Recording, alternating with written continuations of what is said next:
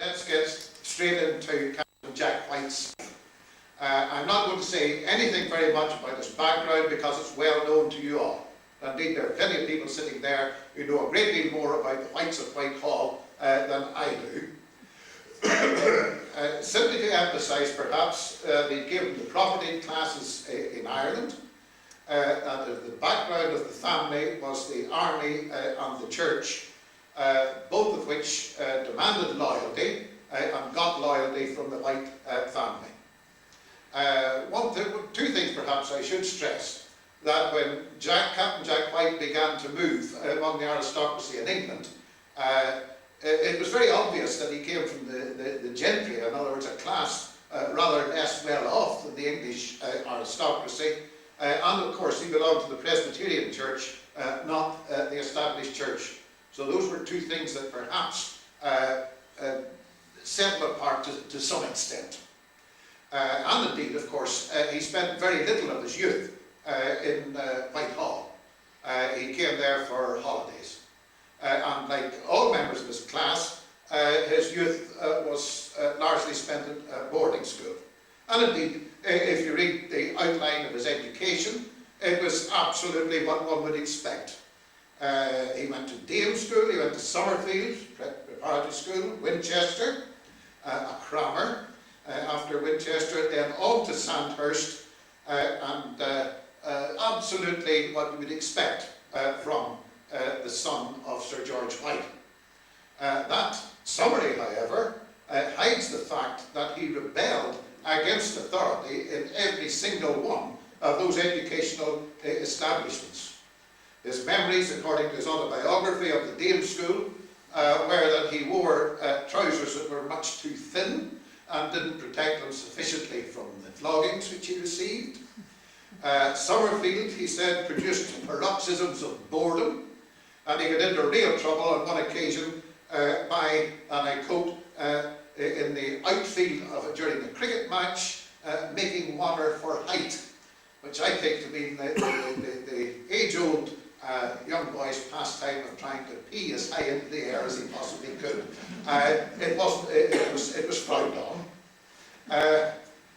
On to Winchester, where he distinguished himself by pinning Chinese crackers to a teacher's coattails, and then trying to blow up another teacher with a homemade bomb.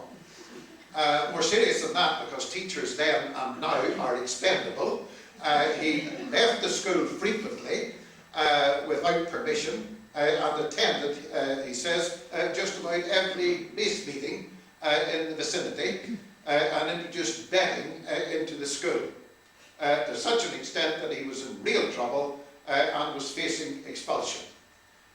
Again, he says that he so disliked Winchester that when it seemed as if he might not be expelled, he asked for a number of other offences to be taken into account, and he duly was expelled. He then went on to a crammer to reach the necessary standard to get into Sandhurst. That's where he picked up rabbit coursing and billiards. On to Sandhurst to train as a military officer, where he said his life was dominated by fornication and fortification. Infinitely more interested in one than the other, and again got into disciplinary trouble for riding a point to point, and he was rusticated for a time but returned. He duly became an officer. And here's the thing which I want to stress. Through all that, he won an exhibition in classics to Winchester, and he graduated from Sandhurst. So here was a man of very real intellectual ability. And indeed, if you read his autobiography, or his speeches, or his pamphlets, there's no doubt at all that he could handle the English language very, very effectively indeed. And throughout his life, he was an extremely effective public speaker and very much in demand in that respect.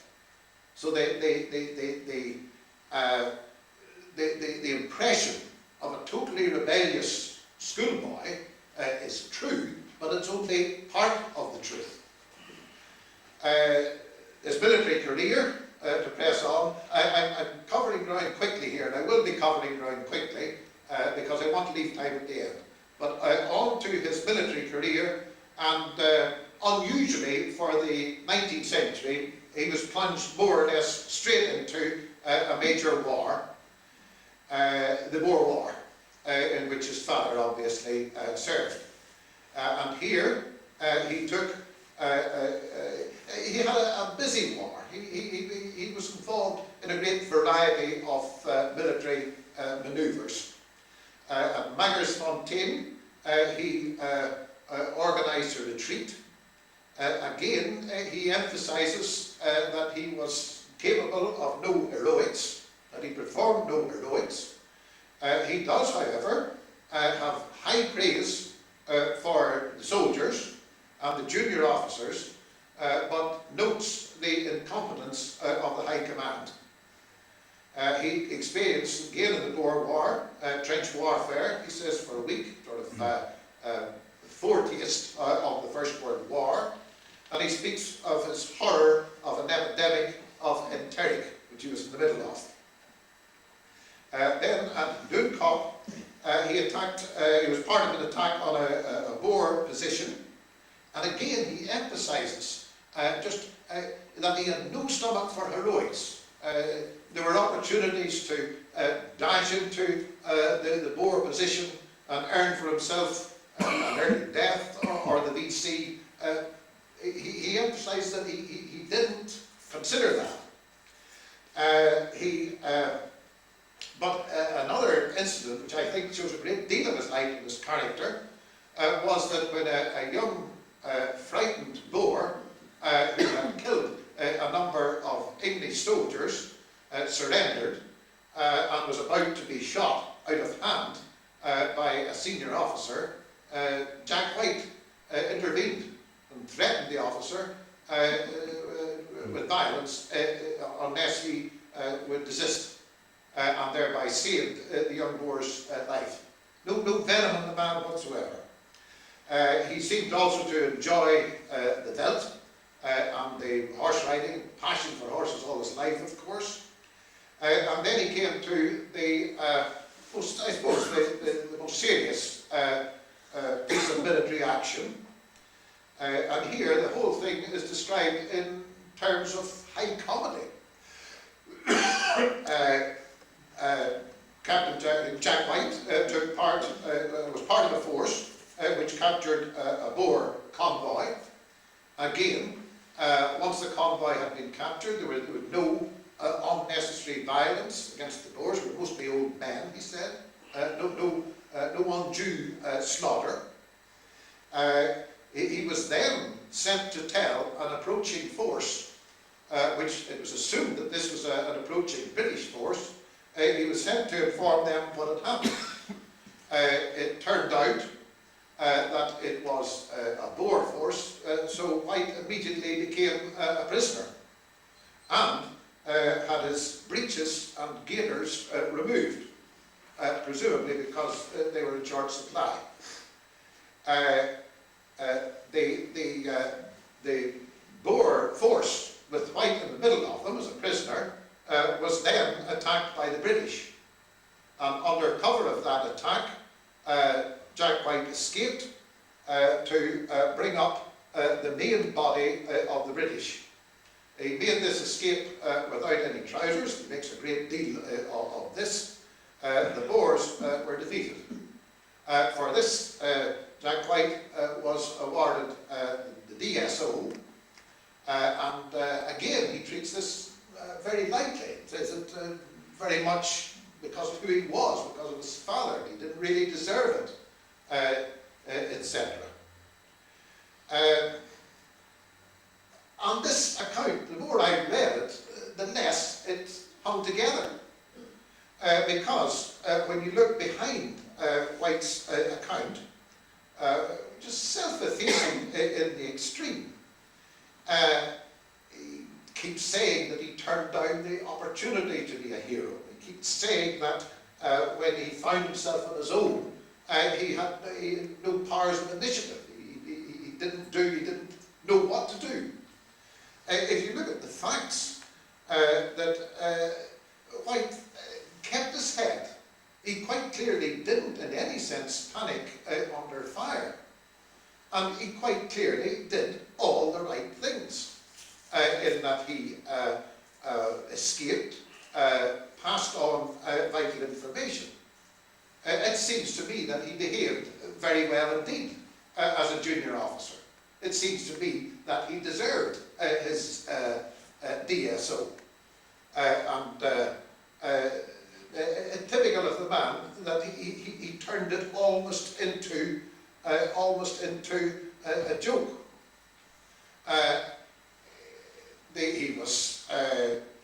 He displayed a great deal of contempt for the high command in the British Army and for the policy makers. And yet that was absolutely the case.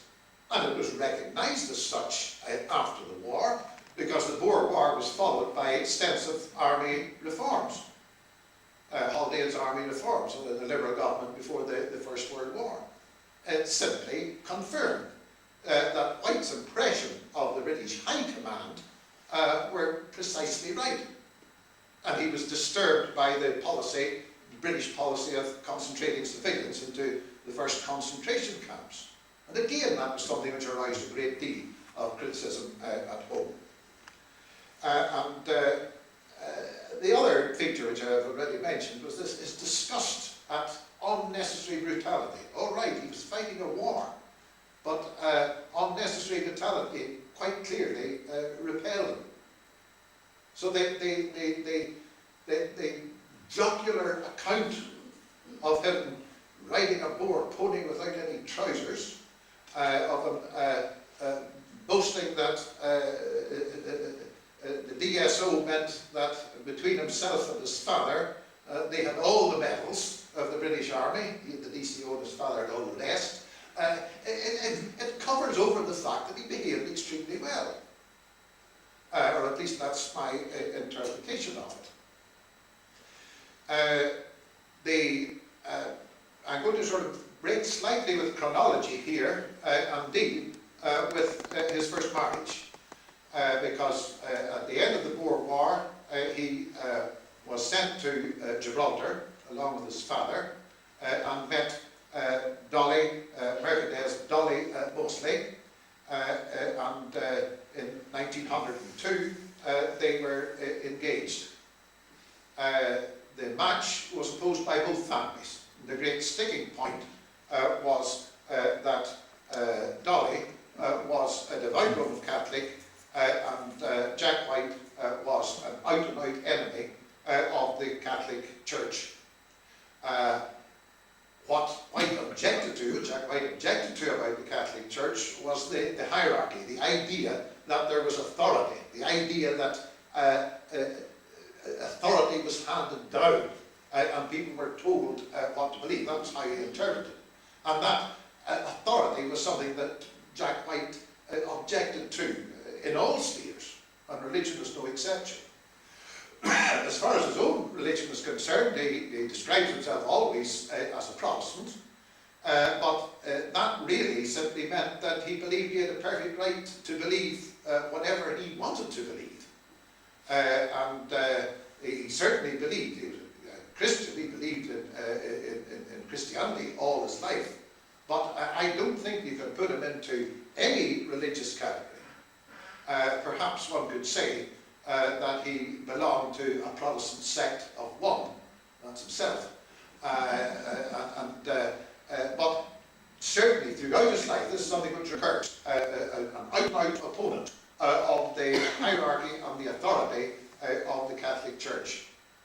His first wife was a devout Catholic, and clearly this was going to cause trouble. And both families, in fact, opposed the marriage. At this point in the autobiography, Jack White describes the process of his decision-making, and he describes it in these terms. He freely admits that there was nothing intellectual, rational about it. Like he was an intellectual man, he was a rational man in many ways. But when faced with a big decision, such as marriage, and other decisions that we'll come to later, he said that what decided him was a sensation in his chest. He describes it as the sort of sensation that would be produced by a liqueur going down your throat and warming your chest. And to put it, to oversimplify it, his heart quite simply ruled his head. His feelings dictated what he should do, and he acted on that without any thought of consequences, without any intellectual soul searching. It was his heart that led him throughout his life, and it was his heart that led him into all sorts of trouble, as we'll see. As I say, he became engaged. He then was posted to India, and in due course received a letter to say that the engagement was off. And then he embarked on a most amazing journey.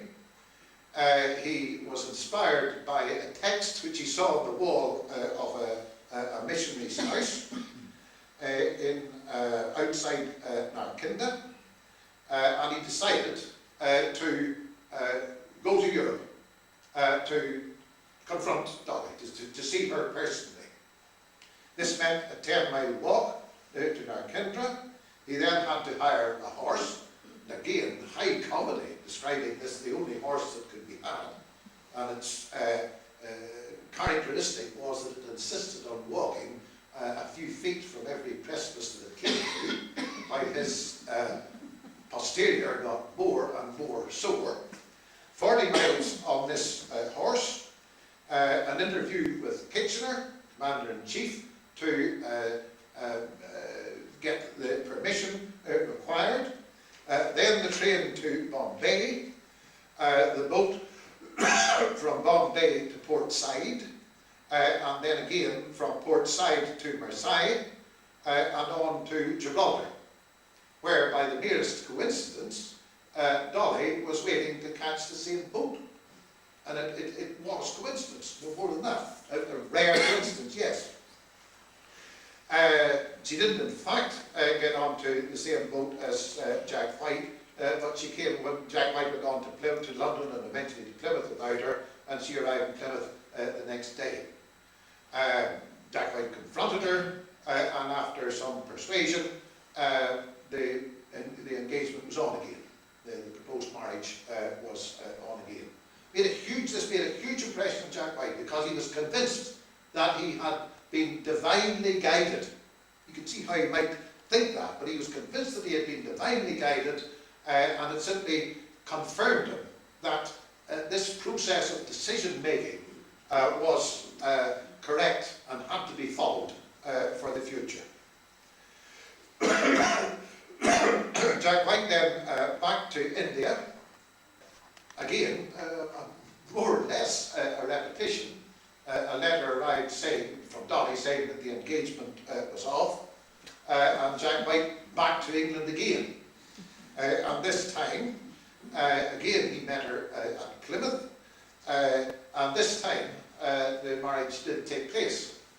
And it took place significantly in a registry office. In other words, Captain Jack White didn't budge 1 inch from his religious beliefs to facilitate the marriage. He was even urged to do so, to make some sort of concession by his parents, but no concession at all. He brought her on honeymoon to Whitehall, and Dolly stuck with him for a long time. Not all the time. She left him a few times. You see, it's no wonder. And came back a few times. And as far as I can make out, she eventually left him in 1915. Religion remained a big dispute between the pair of them all their married life. Again, totally significant. Jack White's attitude was that if they got married, that they would come together the religious difference would seem to be unimportant. That the pair of them would come together in an understanding. To be honest, I think he meant that she would come round to his way of thinking. And there may be a certain sex that thinks that that's a peculiarly male characteristic anyhow, but it's not for me to say. Interesting though, his second marriage, again, was this time to an Irish Roman Catholic. And again, religion was a sticking point between the pair of them. And once again, that's absolutely typical of Jack White. His optimism never faltered. He presumably believed that the same sort of thing would take place, and stuck to him until his death. But again, no concessions from Jack White whatsoever with regard to religion. The eternal optimism of the man. We see that time and time again. He was proved wrong umpteen times, but he always thought the next time things will turn out as I predict.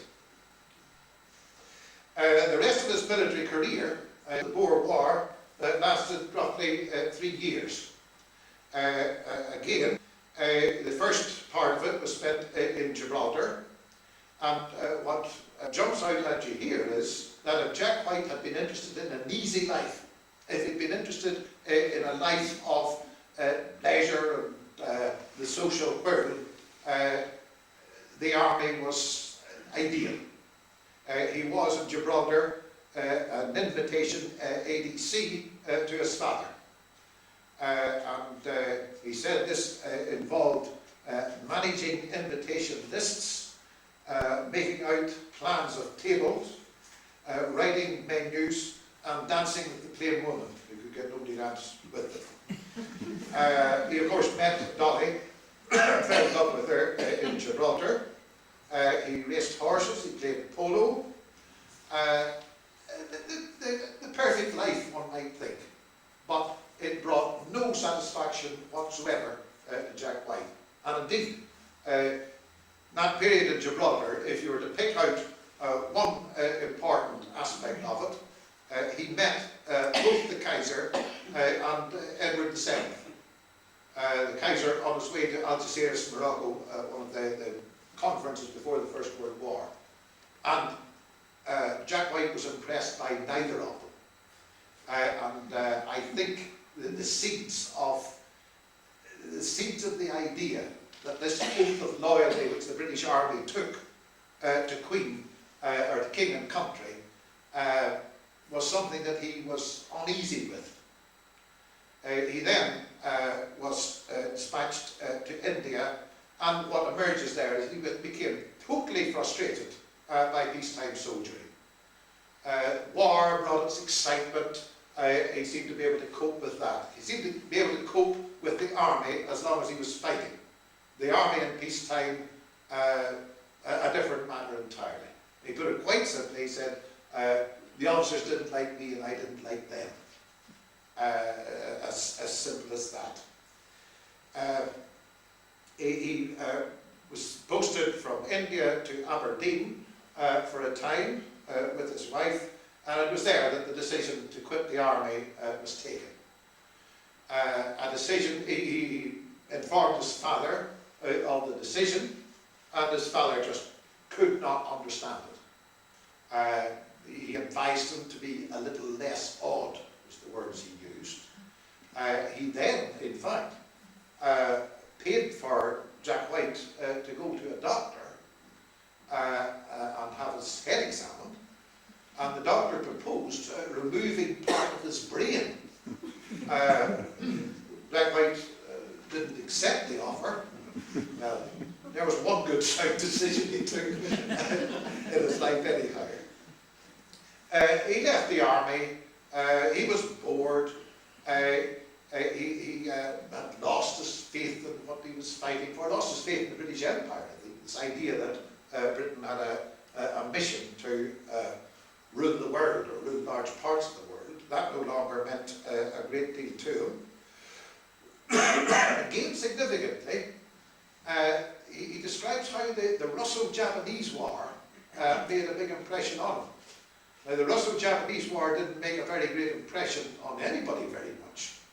Certainly never made a very great impression on any of the pupils that I ever taught.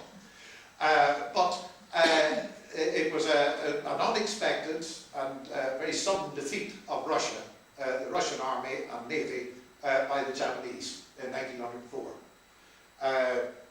Jack White believed that it was signaling the end of the great European empires, a whole cosmic shift in world power, and further undermined his faith. The British Empire, all the European empires, were something of a lost cause. It pushed him in the direction that I think he already wanted to go.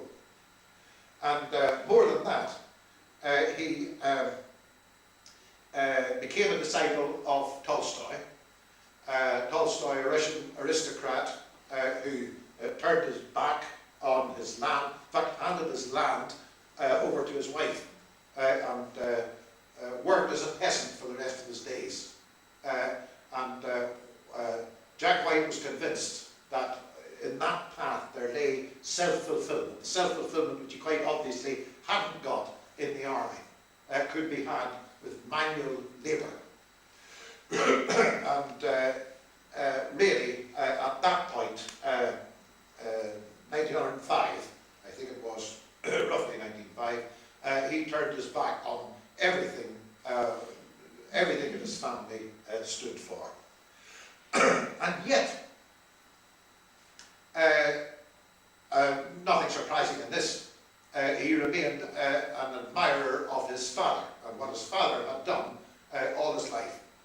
And there was a famous occasion in which he left the platform, a platform which he shared with James Larkin in 1913. Larkin insulted White's father on the British flag, and he stormed off the platform. As I say, nothing perhaps very surprising in that. What does surprise me a little, however, is that he retained the rank of captain for the rest of his life.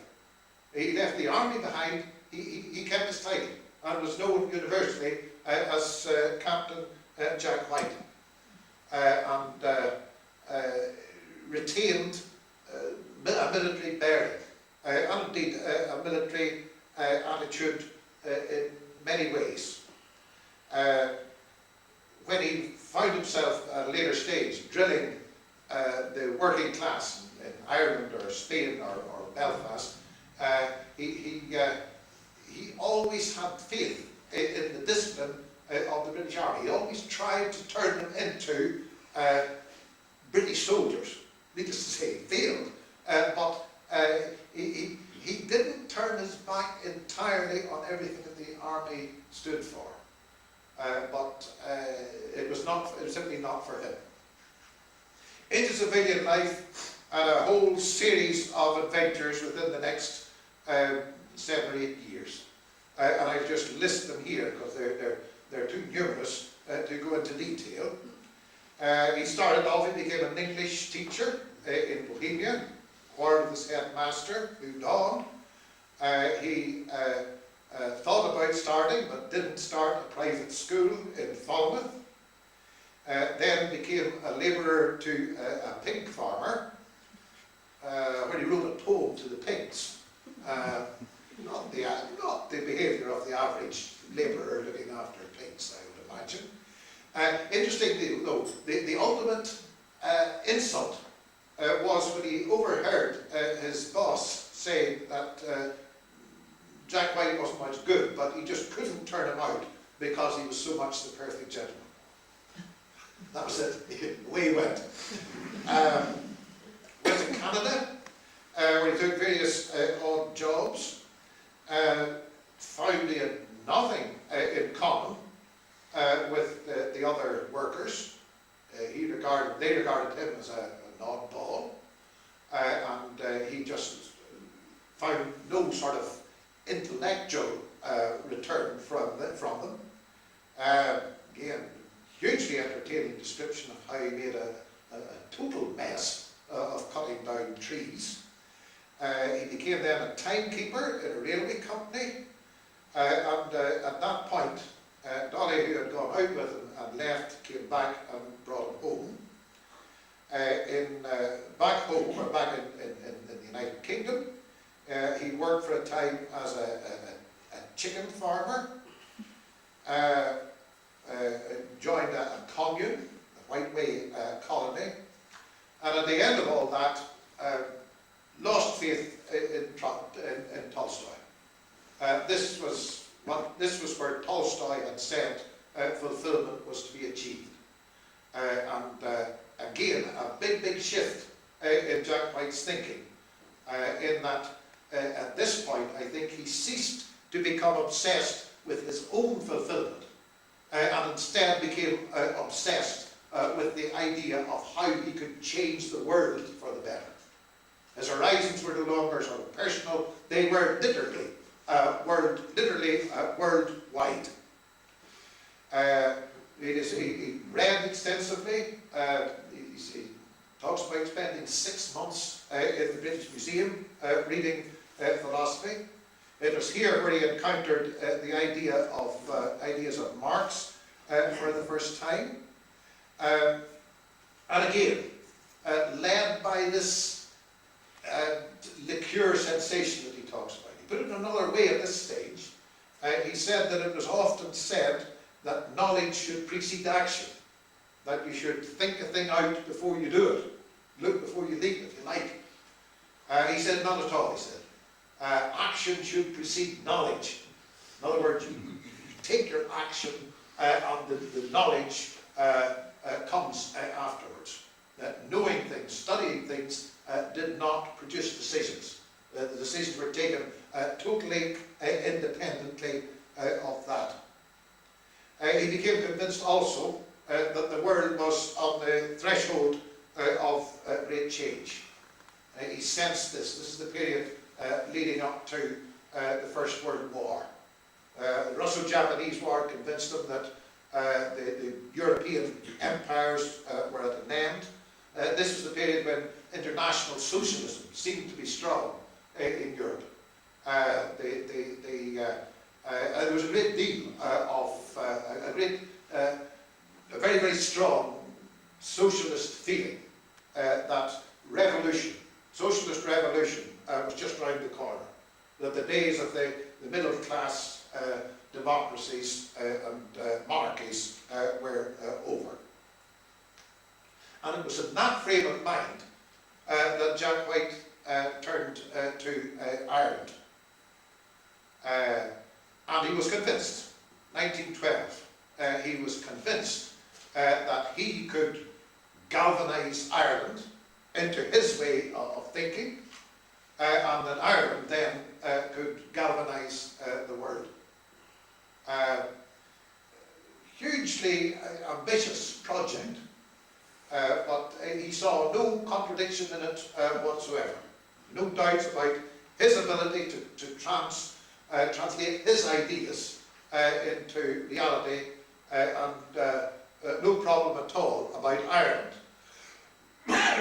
leading the world into a new way of going. The Irish situation in 1912, but he burst on the scene. The Home Rule Bill was on its way through parliamentary inevitability, would become law in 1914.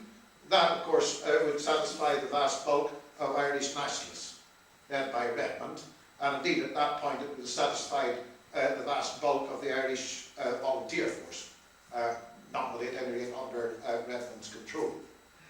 But in opposition to that, the anti-Home Rule movement in Ulster was becoming very prominent indeed.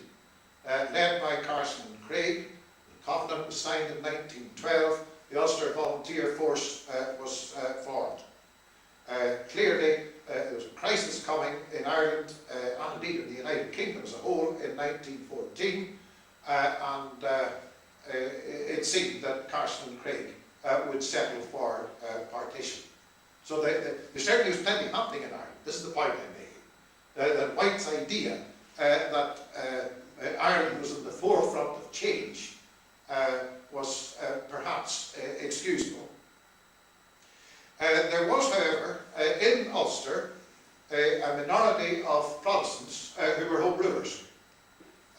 Sizable enough minority. Historians dispute how many. The sort of figure of 10% sometimes bandied around. Nobody knew, but there certainly was a minority of Protestant Home Rulers.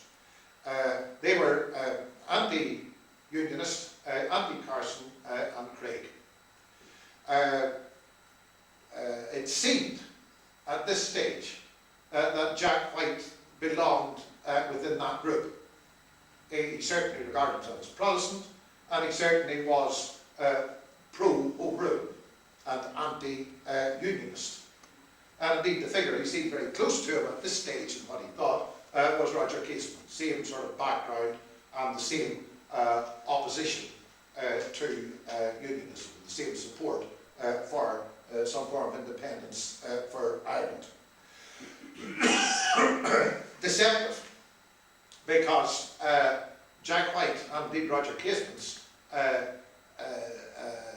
differences with the average Protestant Home Rulers very, very quickly became apparent. But that was the group to which he seemed to belong in 1912. And he made a whole series of public appearances in that guise as a Protestant Home Ruler. He shared a platform in Farrington Street, London, with George Bernard Shaw, Conan Doyle, very much in demand, could hold his own with any of them in terms of speech and argument. One interesting thing, and I jumped out of the autobiography, he describes how at this stage he was in correspondence with a school teacher in Corrine, whom he spoke very highly of, and it came to me that our own resident expert on Corrine had said that Corrine was pro-Home Rule. The people of Corrine were pro-Home Rule. We'll maybe hear from Addison's later. That teacher, Jack White and Corrine, there's a nest of Home Rulers, if you like, Presbyterian Home Rulers close to home. He attended a very well-publicised meeting in Ballymoney of Protestant Home Rulers, led by the Reverend Armour, chaired by Michael Derrys, and the platform party included Casement as well. And he moved on then to Dublin. Jack White moved on to Dublin, where he shared a platform with John Dillon and Tom Kettle. So he was rubbing shoulders with all the key figures in Irish politics at this stage. And if you read his speeches and the accounts of these meetings, you can come to some sort of idea as to what Jack White thought with regard to Ireland.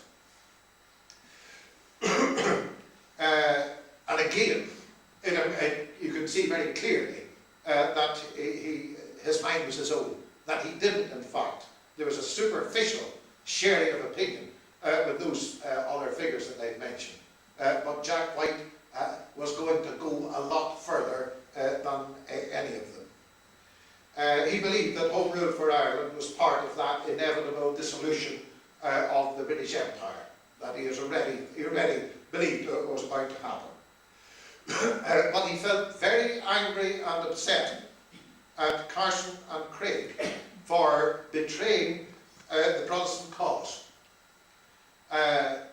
Significantly, in Ballymoney, Jack White was very annoyed that the motion that was finally put to the meeting was dealing with the lawlessness of the Ulster Unionists. And what Jack White dealt with and wanted to deal with was the lovelessness of the Ulster Unionists. In other words, he believed that he shared their views on Catholicism, certainly, but he believed that the sectarian hatred, which he saw as being part and parcel of Ulster Unionism, was all wrong and was leading Ireland to disaster. He believed instead that if all Ireland was given Home Rule, Ulster would act as a sort of leaven, and that Ireland had a real opportunity to become a model country where Catholic and Protestant would cooperate and exchange ideas. An element perhaps of the idealistic, the impossible. But that's what drove him on. He was convinced he was right. After partition, he was convinced that partition was a disaster, and that the Free State became a state dominated by Catholicism, and Ulster, Northern Ireland, became a state dominated by the worst aspects of Protestantism. He firmly believed that. He believed that the love had been lost, and he blamed Carson and Craig for it. It goes without saying, of course, that Jack White at this stage became a very much hated figure by the Unionists. Indeed, as we'll see in a minute, his alliance with the Home Rulers was very temporary. He became a hated figure there as well. Because once he went to Dublin, he became intrigued, interested, involved in the great strike and lockout of 1913. The background to this was the conditions of the Dublin working class. By common agreement, the Dublin working class were the poorest in Europe. Their wages were low, there was huge unemployment, and their living conditions were abysmal. That was absolutely agreed by all authorities, outside and internal observers. By 1913, James Larkin had appeared on the scene. He, of working class origin himself, he had tested the water, as it were, by organising a dockers' strike in Belfast in 1907, which cut across sectarian lines, produced huge panic among the Unionists. Larkin then proceeded to Dublin, organised the unskilled workers of Dublin in the Irish Transport and General Workers Union. Connolly was his ally, and again, this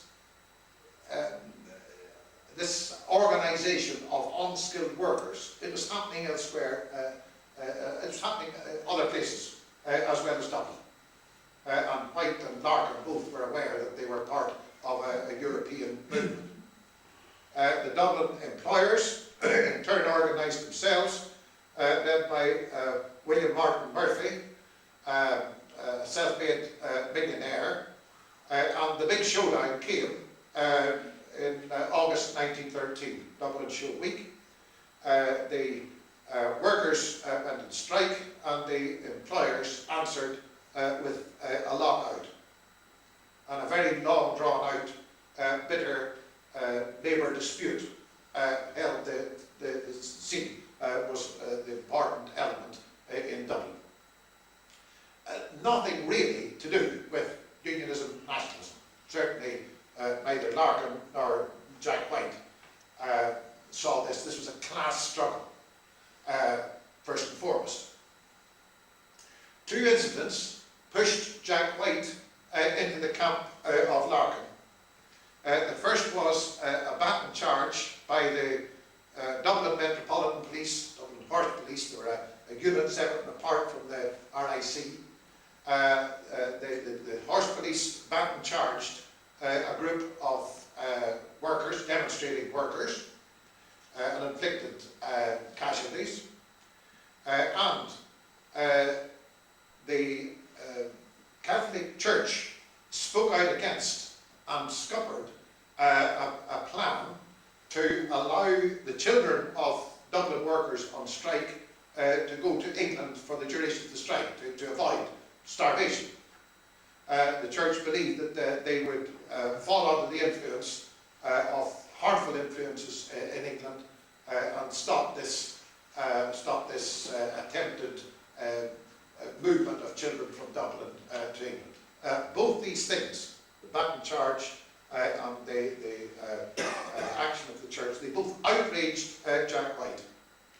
And he found himself, along with Larkin, shoulder to shoulder with Larkin, and indeed with a lot of Irish intellectuals, like like Countess Markovitz or the dramatist A.E. Russell, shared his views at this stage. Jack White threw himself heart and soul into organising the Irish Transport and General Workers Union against the cartel of employers. And White's initiative in the situation was to propose, and this came from him, and him alone as far as I could make out, was to propose the formation of an Irish citizen army. That's to say, the striking workers would organise themselves into a military group to resist any further action by the police or the army. And Jack White saw it purely and simply, I think, as a defensive body which would protect workers from further baton charges or whatever. It was White's proposal that was the origin of the citizen army. And as I say, that's how he's remembered in standard histories of Ireland, that action. The citizen army did become important, was important by 1916, but in the early stages, certainly if one believes Captain Jack White's account, it hardly got off the ground. He called for an initial drilling at Croydon Park, I think it was, and expected, well, 1,000 or so. When the time came, there were none at all. And eventually, he drilled 15 of them. The Dublin workers did not respond to White's call. I think simply underlining the huge gulf that existed between Captain Jack White, who in fact was existing throughout all this on an allowance from his father, and the Dublin workers who were facing starvation. If you add to that the relation between Larkin and Jack White was a very stormy one, the relation between Larkin and everybody was very stormy, and the relation between Jack White and everybody was stormy. No big surprise there. Jack White was convinced that Larkin's heart and soul was not in the citizen army, and that he was resentful of White's leadership. It was at that stage that the big row took place when White stormed off the platform when Larkin insulted his father. But White kept going. The citizen army was formed after a fashion. By the spring of 1914, it was clear, it was obvious that the strike was on its last legs, that the strikers could not hold out. They drifted back to work, and it was at this point when defeat was staring the workers in the face that Captain Jack White organised a demonstration. It didn't make very much sense. It's hard to see what the demonstration could have achieved. Again, he gathered, he said, 200 or 300 men armed with staves. Again, White says there were only 4 genuine members of the citizen army there. The rest were simply gathered up. White himself led the demonstration, made a speech at Liberty Hall, and then led a march to the Mansion House to demand that money should be made available for the strikers. Jack White, armed with a shillelagh, struck a dray, a horse-drawn dray, which had ploughed through the march, and immediately was set on by the police. His support melted away. Jack White found himself fighting with 20 policemen, inflicting various wounds, and inevitably receiving various severe wounds to the skull. And the demonstration certainly came to nothing. Jack White was taken to the police station. The Countess of Martinblis came to see him, again, from the gentry class, but very much in sympathy with the strikers, insisted on medical attention for him. The whole thing got to court.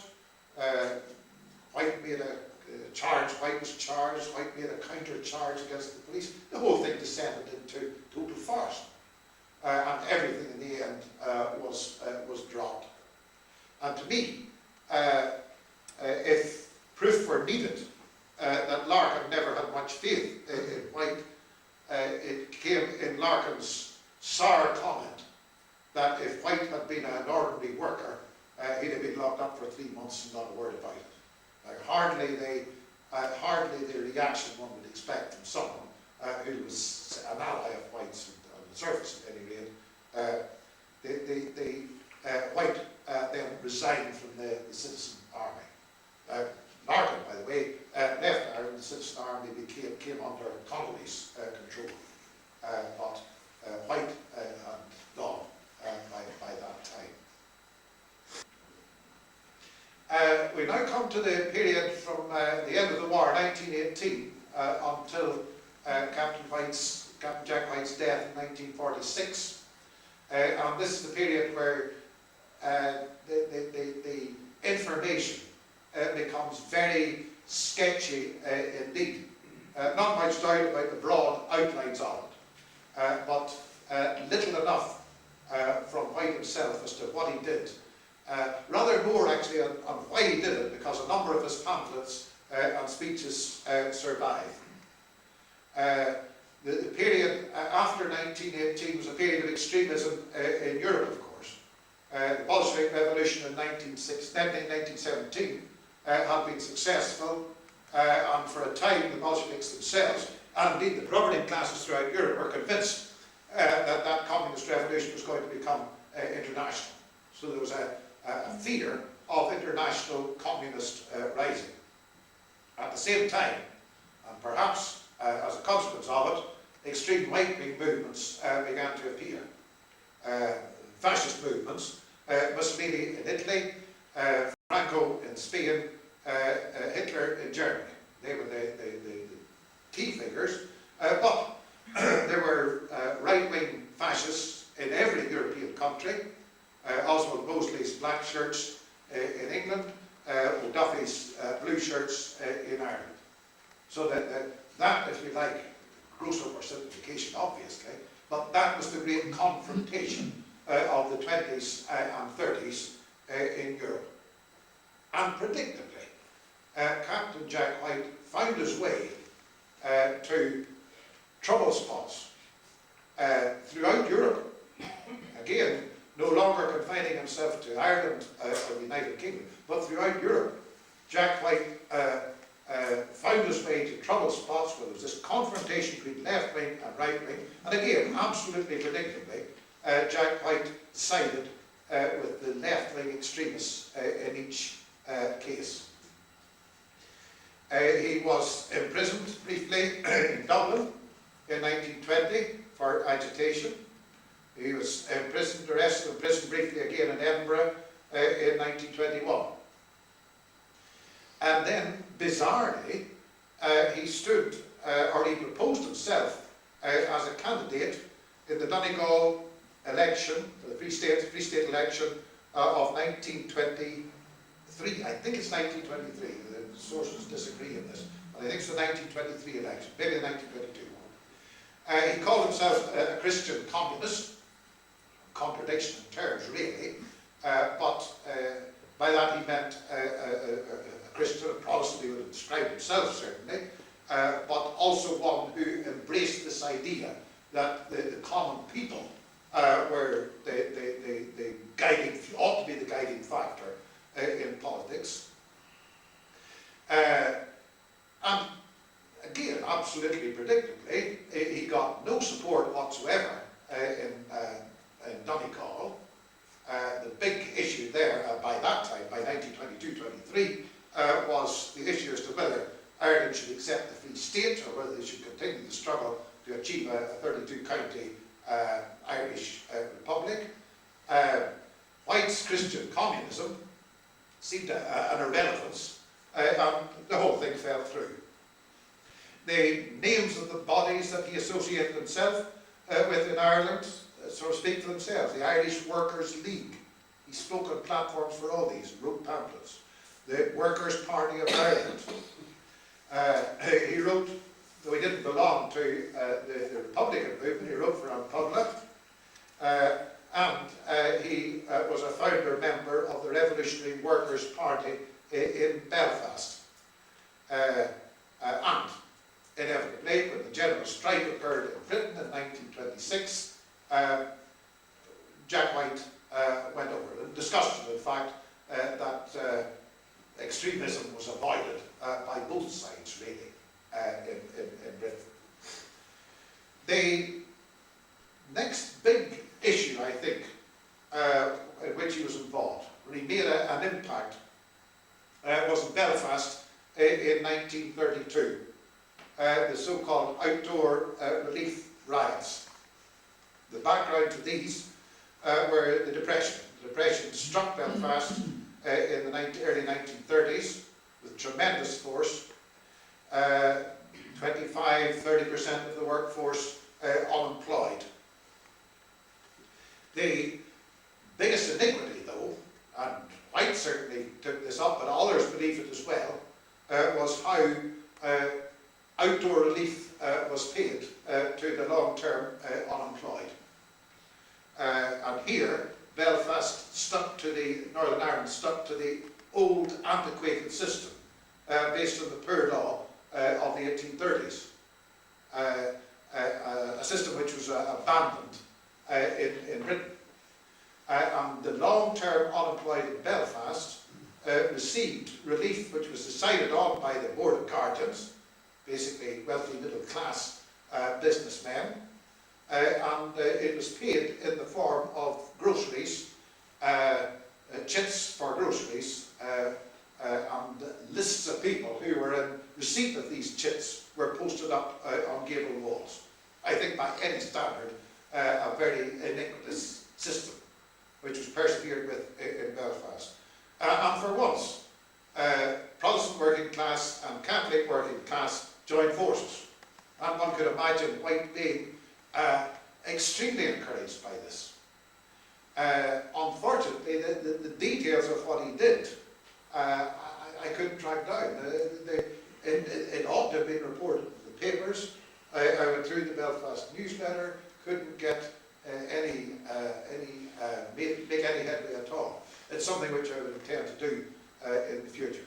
The deadline was closing in on me by this time, but he certainly organised demonstrations on Newtonards Road. He certainly clashed with the police, and one account says that appearing before the judge, he was under the Special Powers Act, he was banished from Belfast and in fact forced to stay within the Limma Valley area.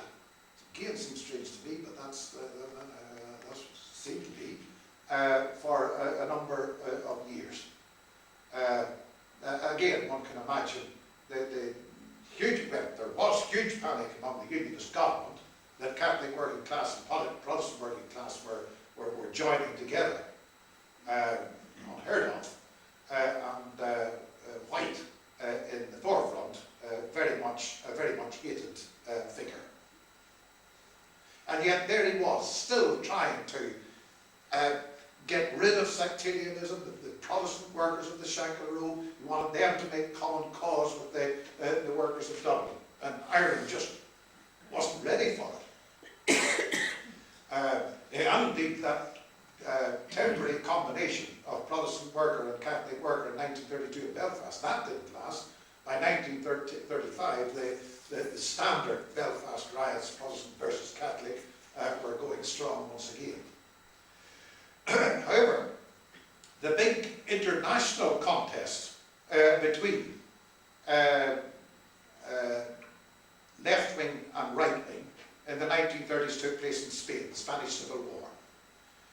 Here you had on the one side the Republican government, elected government, supported by all extremist socialist Republican groups, and indeed supported by the USSR, engaged in a civil war against the fascist rebels led by Franco, with the support of a large section of the army and with the support of the Catholic Church.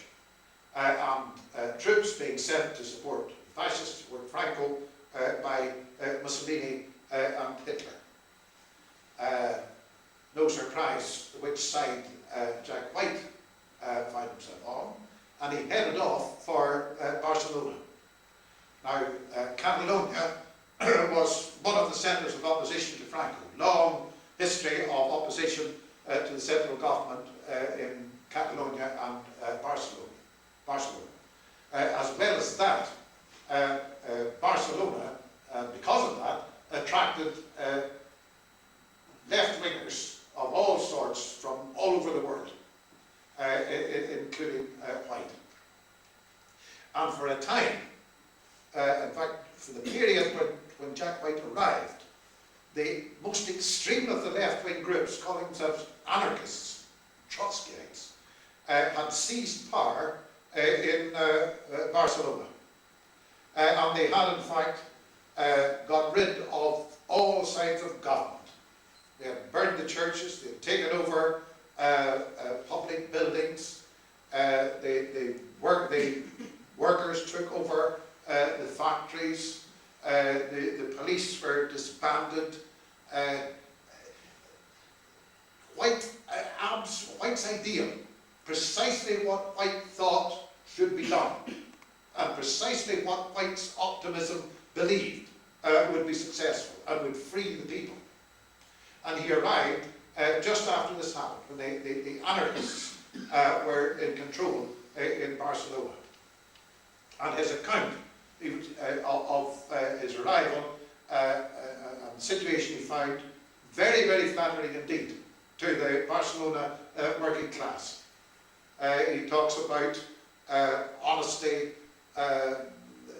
leaving his wallet while he had a swim without a thought, workers refusing tips and being quite offended that White should be offering them tips, and law and order, peace and quiet ruling. Now, I feel I should say that you'll get a very, very different picture of that period of anarchist control in Barcelona if you read other sources. You'll hear of people dressed with a collar and tie being set upon by mobs because they were members of the middle class. You'll hear that far from workers' control of factories going smoothly, the whole business of buying raw materials and selling the finished product simply broke down. Not a hint of that in White's description in a pamphlet by White describing what happened.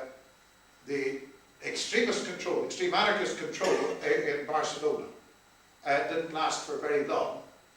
Franco was clearly a threat, and the revolutionary leaders in Barcelona, including the leaders of the anarchists, decided that the first priority was to resist Franco, and government control, or at least central control, was reimposed, along with a very considerable slaughter of the rank and file workers, the extremists, who called themselves the uncontrollables. And I'm not too sure about this, but, well, I'm sure that White associated himself absolutely with the uncontrollables, and I think he probably was involved in trying to organise them into some sort of military resistance. he left Spain. He left Spain to try and drum up support for their cause in London and elsewhere in England. And we have pamphlets written by Jack White where he just insists that lack of control, that this was a great betrayal, that the anarchist leaders had betrayed the cause, that the way forward was total lack of control, that Franco's government was an evil, but equally this government, this left-wing government in Barcelona, every bit as bad, and that he berates them for their lack of faith in human nature, feeling that they have to be controlled. Throughout Franco, of course, was successful eventually in Spain, and the Second World War followed almost immediately. Throughout the Second World War, Jack White seems to have been in Brazil, and been for a number of years before it. But simply a sign that his optimism was undiminished was when he put his name forward as a Republican socialist candidate in the 1945 general election, and organised a meeting of his supporters for Brazil Orange Hall, which duly took place. And I came across here a description of this meeting by an ex-teacher in Ballymena Academy, would you believe, T.J. McGillicott, who had visited White in Whitehall on a number of occasions and had engaged in the correspondence with him. And he came out to see the meeting. Here's his description of it. Mrs. White and one of her sons, probably Tony, sat quietly in front of the table, at which also sat Captain White and the chairman, the Reverend R. Strawbridge of Ballymena. Mr. A. Gillespie, later Mayor of Ballymena, was the only other person in the room whom I recognised. When Captain White rose to speak, he directed his opening remarks to a couple of our UC men standing at the head of the stairs. In a voice that never had need of amplification, he abused them for skulking half hidden at the back of the hall. Room was made for them, and they sat down. It was a meeting such as few are ever likely to have attended. Jack White commanded a rich vocabulary of invective, which he aimed at a wide range of targets: Stormont and Westminster, Hitler and the Pope, Brookborough and De Valera. He castigated in particular the Orange Order and the Unionist Party for the control they exercised over coercion through the Special Powers Act. So his enthusiasm, his optimism, his powers of his vocabulary undiminished in 1945. He didn't make it to the candidates list.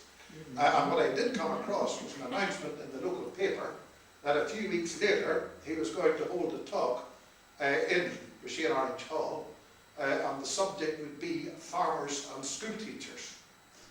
I find no record that such a meeting had been held, which is a pity, because I would like to have heard his views on that. But as I say, what interests me is that this undiminished, undimmed optimism that he had. I'm nearly finished. I'm overrunning the time badly. Now, how do we assess Jack White? How do we assess Captain Jack White? One would have to say that he's a minor historical figure. There was no widespread acceptance of his ideas by any government, indeed any large party.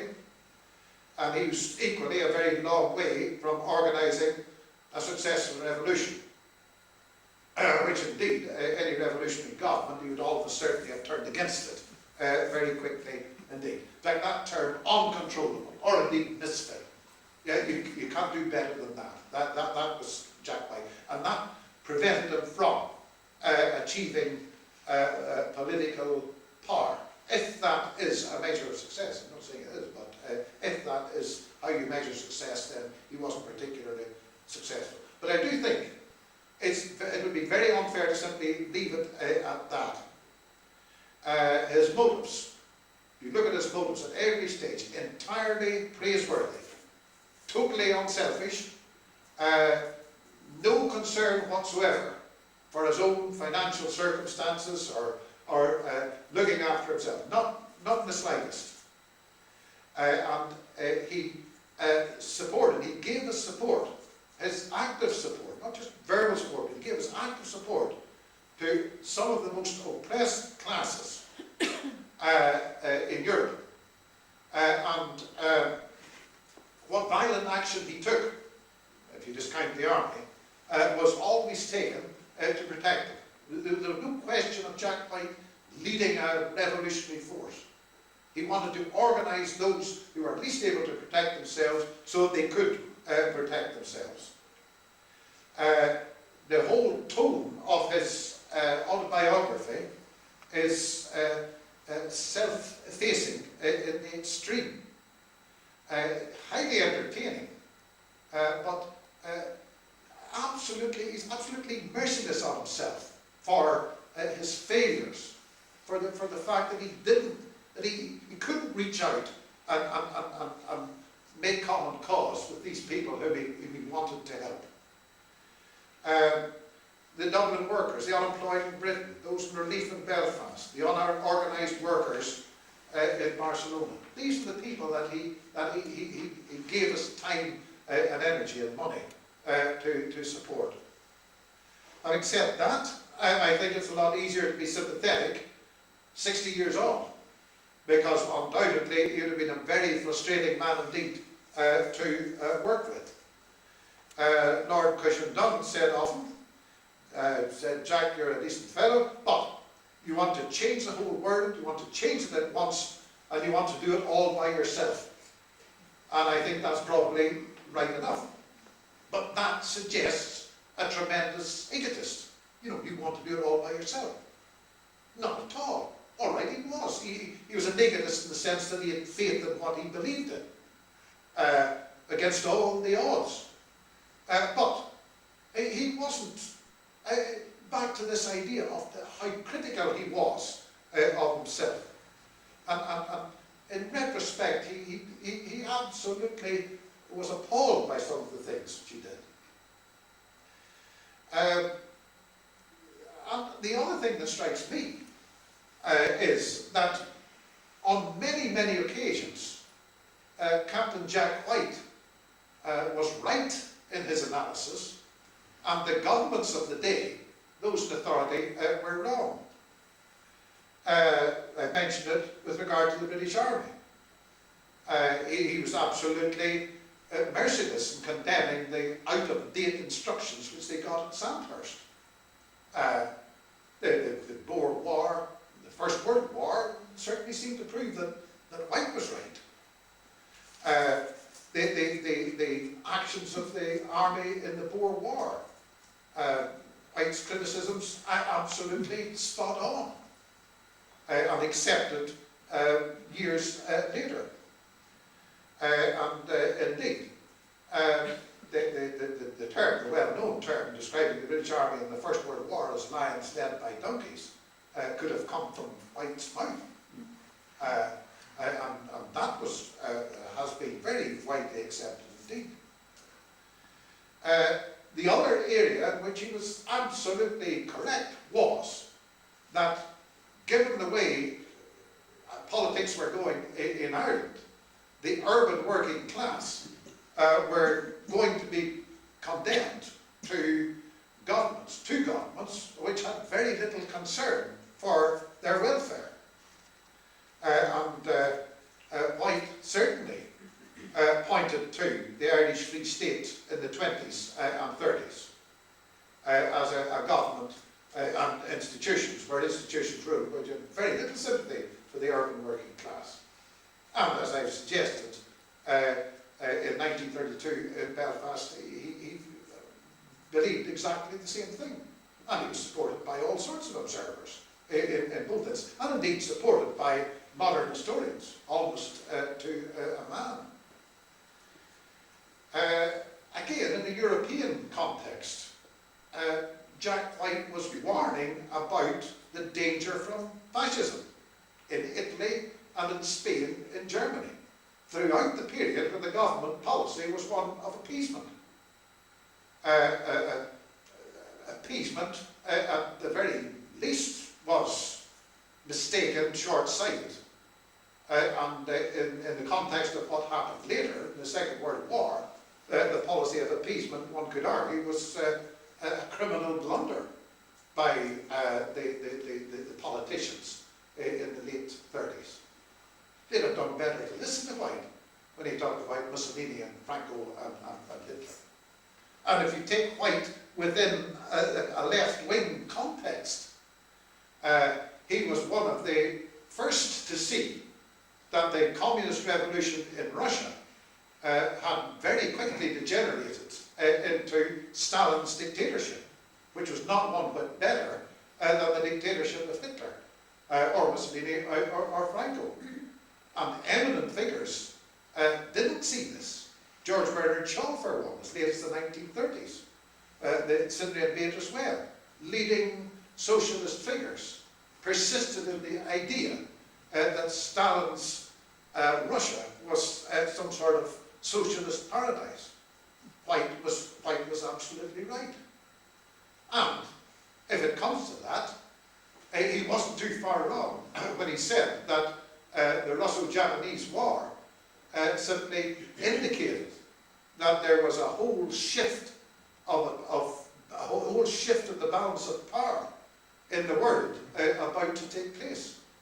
And the great empires of Western Europe, their days were numbered. And between the wars, I suppose more precisely after the Second World War, they disintegrated. And if you want a final irony, you will get it whether you want it or not, the final irony perhaps is that he is always compared, Captain Jack White is always compared, inevitably compared with his father. And his father was quite rightly lauded and remembered as a wartime hero. Absolutely, quite rightly lauded. But one's tempted to think that the Afghan wars, in which Sir George White was involved, the British wars in India, even the fate of Ladysmith, maybe even the entire Boer War, they seem very remote, maybe irrelevant in the modern world. The big problems that Captain Jack White struggled with, the problem of how a government could ensure that the working class, their own subjects, were adequately cared for. That problem is absolutely immediate, and it hasn't been solved. So it's all very well saying Captain Jack White didn't solve it, but nobody else has solved it since. Thank you very much. I'm sorry, I'm talking too much.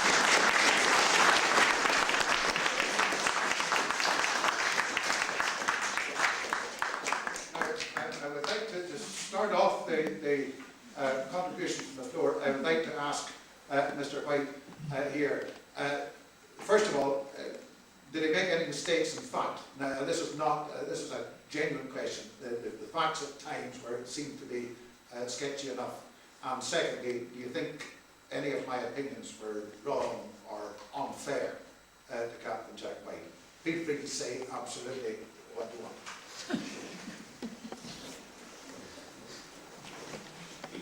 Saying what we want in family traditions. And first of all, I'd like to thank Mr. Boyle, and I'd like to compliment him because he has characterised the essential paradoxes of my father. On the one hand, there was this overwhelming egoism, this rather selfish element within him, and that is juxtaposed with this eternal pursuit of justice for the underdog. It wasn't just socialism or anarchism burning desire for righteousness and justice, as was illustrated when he found the young soldier, the young Boer, who was only a teenager. He was only about 18, and the boy was trembling with fear, and a senior officer said to my father, "Shoot him." And not only did he not threaten him with violence, if I might be pedantic, he pointed his own rifle at him and he said, "If you shoot him, I'll shoot you." Now, I did 12 years military service myself, so I can tell you, within the confines of the British military, to speak to a senior officer in that particular vein, not only to threaten him, but to threaten him with his life in front of others, took a level of courage which is almost off the scale. It is almost unthinkable. And that was another hallmark of his, which comes across very much in the book, his extraordinary courage. He battles with 20 policemen in O'Connell Street. One would be enough for me, but 20 seems to be far before. I just made a couple of observations here. The piece about the DSO, the Distinguished Service Order Medal, which he made light of and almost trivialized. In other writings, I can't remember if it's in Misfit, but in other writings he says that he was convinced that the DSO was partly a trade-off because he never raised the issue of the senior officer wanting him to shoot the young Boer. And because he never raised it and never alluded to it as being an act of criminal brutality, or potential criminal brutality, that the military establishment decided maybe we'll give the boy a gong and bring him on side, and consequently there's a sort of Faustian pact there. We'll say nothing and he'll say nothing. Not that he would have his silence bought, but he was always quite adamant that that was a bit of a trade-off. And I tend to suspect he was right there. The other thing, just again being a bit pedantic, my father was particularly upset, and it wasn't just civilians who were hoarded into concentration camps at the end of the Boer War, it was women. Because the men, those extraordinary horsemen, the Boers, who pursued the British Army uphill and down Dale, who were the finest marksmen in the world, they stayed on their horses and they stayed fleeing the British Army. And the British Army conducted probably one of the most horrific slash and burn, torched earth policies. They actually burnt out the farmhouses of the Boers, destroyed their crops, and treated the people as if they were almost, it was like an ethnic cleansing. It made Kosovo look almost benign. And the women and children were herded, all 20,000 of them, and put into tents, where so many of them died from cholera and other debilitating ailments because of the close proximity of one another and absence of clean water and sanitary conditions. So it wasn't just civilians, it was for women and children. Another thing, a lot of people I've spoken to have said that my father was ferociously anti-Catholic. That is true, and Mr. Boyle has brought that out, but it wasn't a personal anti-Catholicism, because, as he says in his book, he married two. But it was an intellectual dislike. He was fiercely independent. He was fiercely, for a soldier, anti-hierarchical, and he disliked the whole idea of the manipulation of people by a hierarchical church. He was Presbyterian by nature. He had a profound belief that the only way to reconcile your life was direct with the big man himself, and there were to be no intermediaries, certainly not in a hierarchical structure like cardinals and bishops and so on. And it wasn't, in a sense, a form of bigotry or bias. It was pure logic.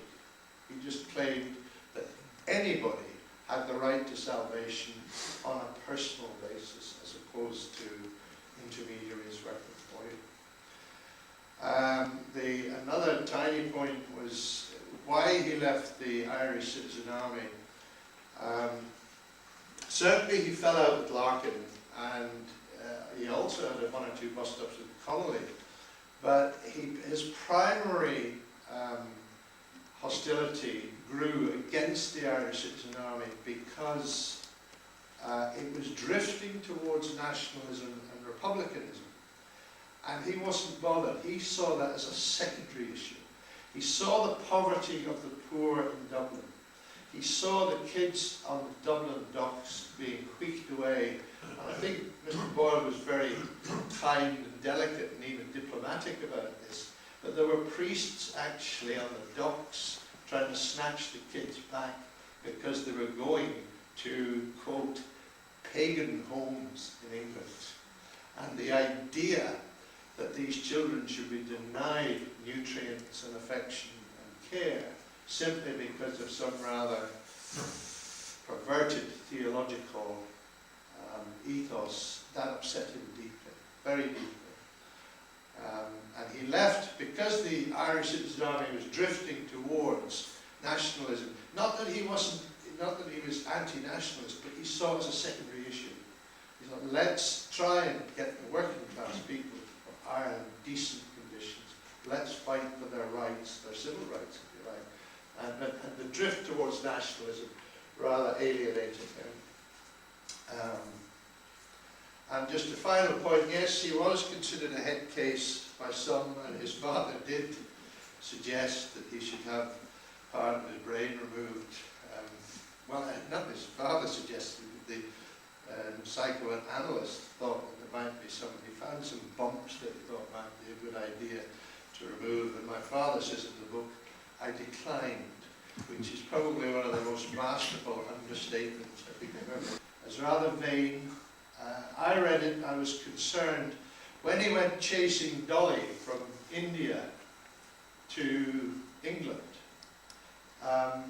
there's no mention of I was broken-hearted. There was no mention of I loved her so much, nothing would stop me bringing her back. He just said, this isn't good enough. And I'm going off to England.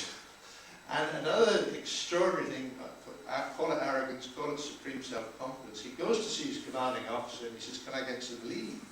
And his commanding officer says, no, he can't, which is quite right, because in my military service, if every squaddy and every sailor who went to the commanding officer because the bunt had broken up with them, there were very few troops left in barracks. It just wouldn't work.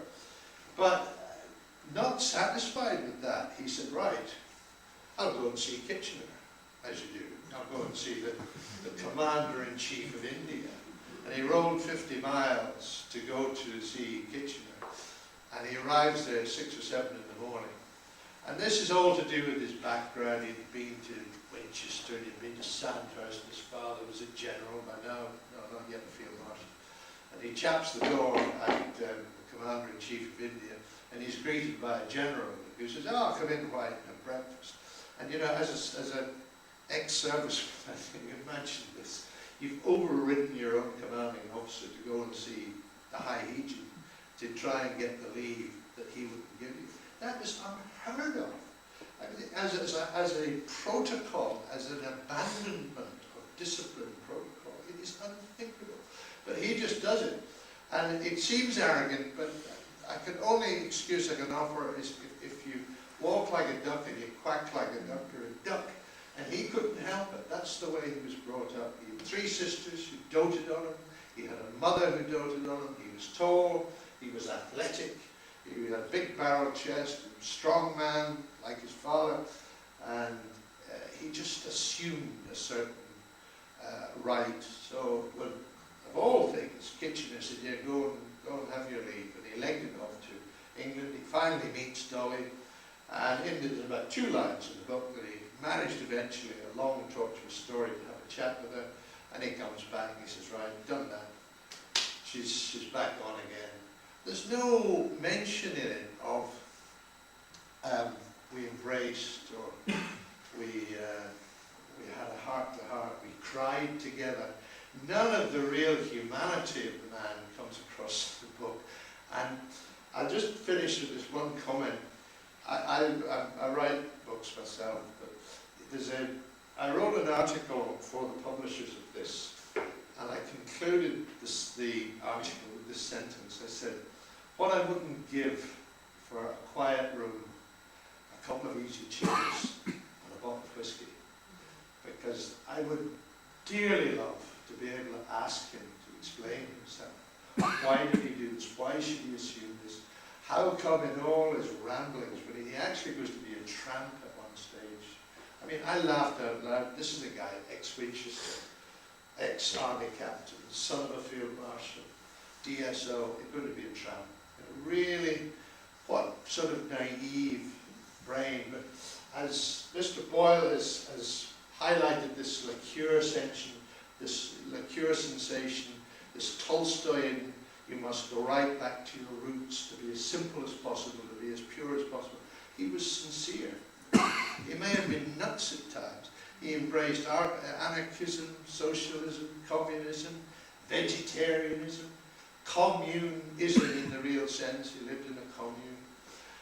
Just about every ism. Pacifism. One of the reasons he went to war, in the First World War, in an ambulance was because he was a pacifist. One of the reasons he went to Spain and trained people was because he was a pacifist. Although he was training them to shoot, which I found a slight paradox as well. But Mr. Boyle has done a terrific job in highlighting the paradoxes of the man. And I could only conclude that what I wouldn't give for a quiet room, a bottle of whiskey, and a couple of easy chairs.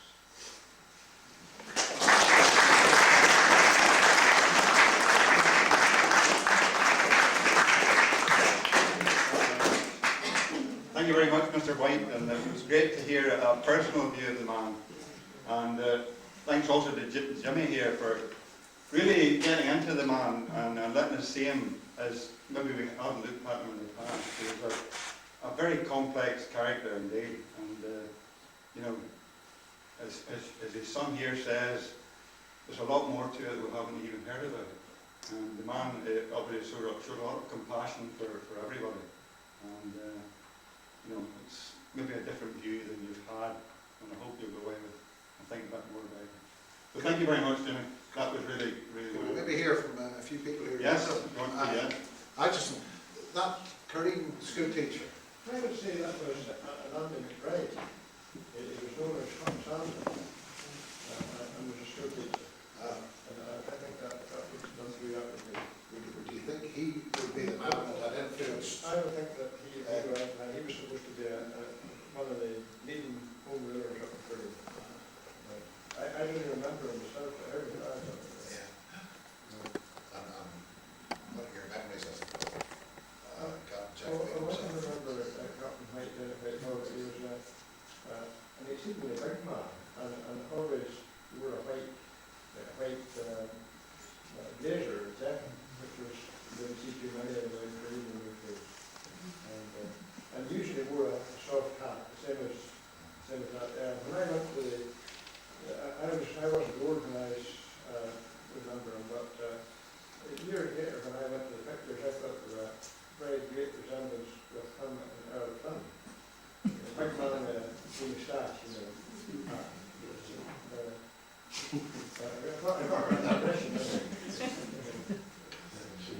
Anybody else know? Not really, but I remember him very vaguely because I was a student at the time and I really wasn't at home so very much. But I used to call with my father in Brushay, and he would come down in his gig. Would that be what you would call it? Trap. His trap. And of course, because the horse was there, he couldn't come into the manse to talk to my father. And he would have a good chat with him outside, but maybe that was tiring for my father at the time, I don't know. But Tony would be very often riding his bicycle behind the thing into the town. And Tony was on a very small bicycle, obviously, because he was just a youngster. And his wee legs were going round and round, and the horse was going on quite quickly, but they always managed. But personally, I don't think I ever spoke to him. I saw him and recognised Captain Jack White as somebody whom we all revered very much. But apart from that, I really can't. Did you ever hear your father mention anything like that? Beating? The funny thing is, he may have, but it didn't strike me, and I'm sorry about it. And as far as that teacher was concerned, Jimmy, you probably heard a lot about him. But he didn't come into my compass at the Ballymena Academy. I mean, I have been associated with that since the 1930s, so I know a lot about it, but at the same time, I just was not there at that particular time, but I've heard of. And I'm just sorry that they didn't know about it. No, Mr. McElliott, I remember hearing about him, he didn't get on with the Fullertons. No, I think not. He left, referring to Ballymena Academy as the lavatory seat of learning. Before I sit down, Yes. I must say that we've been greatly honoured tonight to have Mr. Jimmy Boyle here, a professional historian, to put Captain Jack White into the perspective of his own local community. And then to have his Captain White's son here, it's been a great privilege for all of us. And I'm very grateful to the Historical Society for having made it possible. Thank you very much, Jimmy. And you too, sir. As my young sister, older sister, sorry, has just been saying, we did remember very, very clearly when Captain Jack would come to the manse. And all I can add to what Dorothy has said is how exciting. My father would come back in after he had had a discussion. He'd say, you know, there's so much to that man. There's so much to him. And he obviously, they enjoyed each other's company very much. And I think he must have spoken to Mrs. White quite a bit about him, because I have with me the Bible that your father had, and Mrs. White gave it to him in 1947. If you would like it, I'd be very happy to give it to you. Well, I'm going to say, did you know I was coming here? I mean, No, I didn't. I brought it with me, but I didn't know you were coming tonight. But I'd be very happy to give it to you if you'd like it. well, it would be ungracious not to take it. Unfortunately, his name wasn't on it, but as you will see, my father, the person who was mentioned earlier there, who was chairing that important meeting, Dr. Strawbridge, he was Reverend Strawbridge at that time, and my father then, it was just handed by Mrs. White in 1947. Okay. So there you are, and you can have it with great pleasure. Thanks very much. After your father died, it Right. was given, and the bit that was postmarked was the Psalms. This was given by my mother to your father. Yes, yes, Giving. yes. God bless you. So thank you very It's just something you like. Well, yeah. Yes, just So we're a bit busy.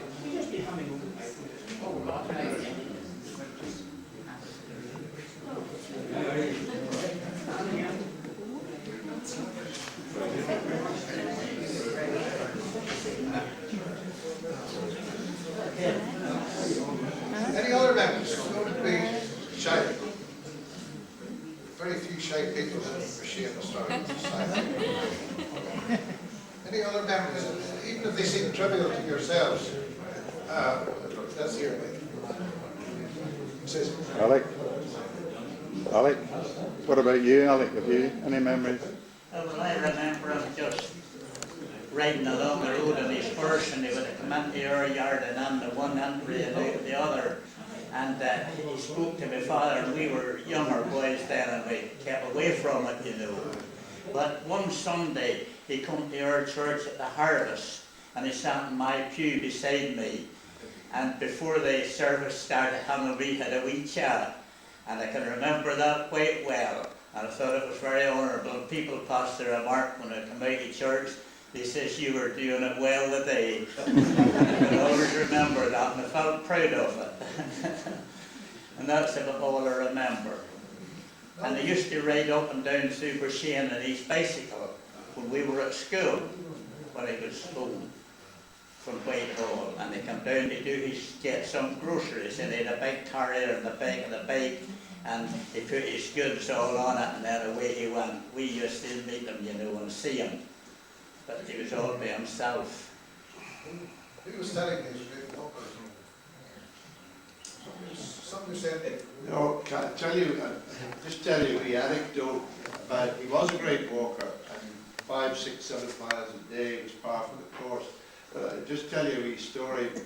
One Christmas we were having a poker school at home, and long after my father died, and my mother was preparing the Christmas dinner, was trying to get us away from the smoke-ridden poker table.